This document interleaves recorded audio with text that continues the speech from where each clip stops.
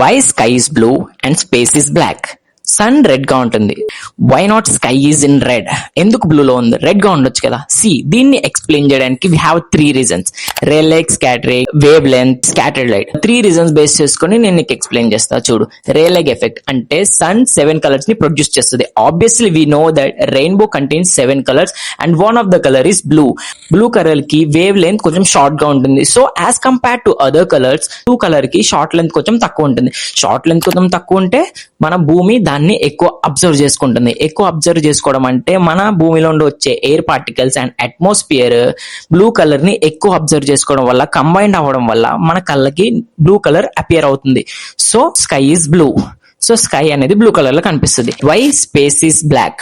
ఎందుకంటే స్పేస్ లో అట్మాస్ఫియరిక్ అసలే లేనే లేదు అండ్ ఎయిర్ అసలే లేదు. ఎయిర్ పార్టికల్స్ లేకపోతే గ్యాస్ మాలిక్యూల్స్ ఉండవు. గ్యాస్ మాలిక్యూల్స్ లేవంటే నీకు అబ్జర్వ్ చేసుకునే ఏ పార్టికల్ కూడా ఉండదు.